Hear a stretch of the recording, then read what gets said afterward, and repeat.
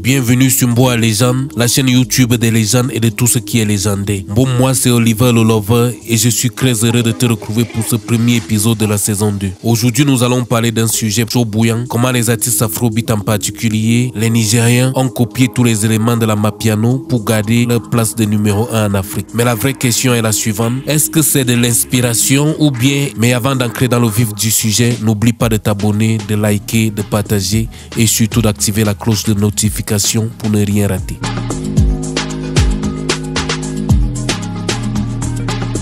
Aujourd'hui, quand tu entends Amapiano, à quoi penses-tu? Probablement à Kessi, Asake, Davido. Mais si je te dis Dali Wonga, Youngstona, Kabza de Small, là, ça te dit rien peut-être. Et c'est normal parce que les premiers ont profité du buzz et aspiré le fruit du travail que les seconds construisent depuis plus de 10 ans. Est-ce que c'est de l'inspiration ou bien est-ce qu'ils ont juste aspiré un son qui ne leur appartient pas sans forcément élever ceux qui l'ont créé? En 2019, ça faisait plus de 10 ans que l'afrobeat nigérien régnait sur l'Afrique. Les artistes comme Wizkid, Burna Boy, Davido, Don Jazzy ont mis le feu sur le game avec des hits mondiaux, des tournées internationales et même des Grammy Awards. Et donc, en 2019, l'afrobeat ressemblait à ceci. Asake lui-même faisait ça.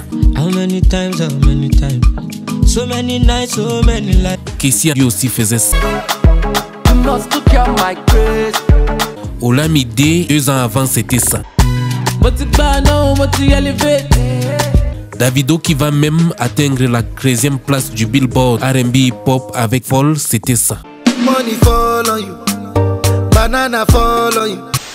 Une dizaine d'années auparavant, à l'ombre de la domination nigérienne, un autre son naissait loin de Lagos, la Mapiano venu tout droit des townships de Johannesburg et de Pretoria. Ce son, c'est une vibe lente, deep, avec des basses puissantes, ce qu'on appelle les lock drums, et une ambiance hypnotique entre chill et danse spirituelle. Kabza de Small, qui est un des pionniers de ce style en 2015, faisait déjà ça.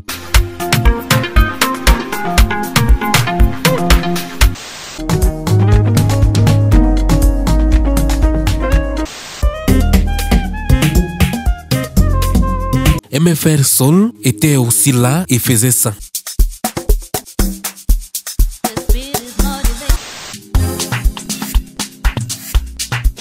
L'exemple de ces deux artistes et ce son que vous venez d'entendre, c'est l'enfant Amapiano qui va bientôt atteindre l'âge de la puberté et l'âge adulte. Mais pour le moment, il se joue dans les boîtes de nuit puisque la plupart de ces artistes ne sont pas seulement que des producteurs, mais ils sont aussi DJ. En ce moment-là, le son mainstream en Afrique du Sud, c'est un mélange de kwaito et d'afro jazz fait pour s'ambiancer. Il faut regarder la série Netflix Jaiva pour avoir une idée claire.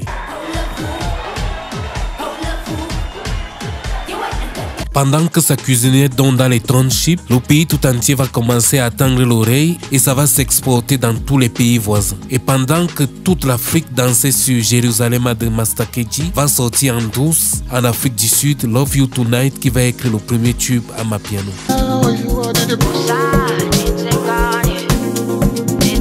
Ils vont arriver avec un mouvement tellement fort qu'ils vont venir avec leur propre chorégraphie, leur manière de poser, leur challenge TikTok et ils vont bousculer tous les codes et même Akon va signer des artistes à Mapiano. En 2021 donc, poussé par la sortie du confinement, le style va exploser en Afrique du Sud et toucher tous les pays anglophones d'Afrique. Ça va être tellement fort que quand tu arrivais en Afrique du Sud, c'était une dinguerie tellement tu entendais le même beat partout, taxi, mall, Uber, télé, radio. Les enfants répétaient les chorégraphies dans chaque coin de rue. Mariage, anniversaire, enterrement, tu n'entendais que ça.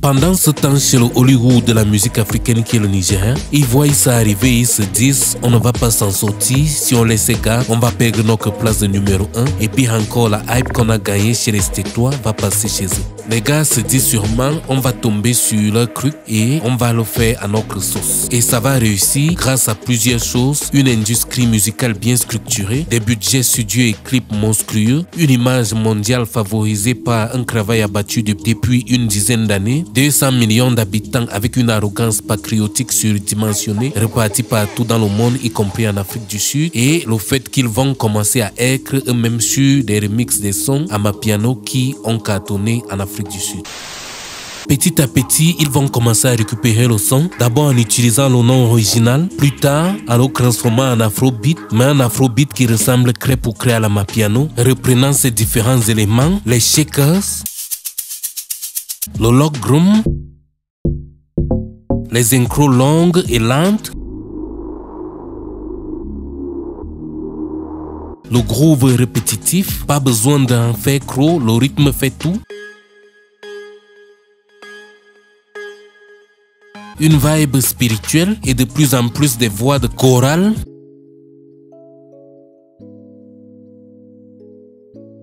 Les chorés TikTok friendly. Et là, boum, Asake, Davido, Kessie, Olamide, tout le monde commence à sortir des sons afrobeat amapianoisés. Amapiano, piano, it's a big vibe. I'm unavailable, they know they see. Let me see you, oh, let me see. Bon, qu'en soi-même, ce n'est pas un problème, vu que la plupart des artistes africains vont se jeter dessus. Mais le problème vient quand ils commencent à revendiquer la paternité du style ou à dire qu'ils l'ont façonné pour qu'il puisse être vendable à l'international.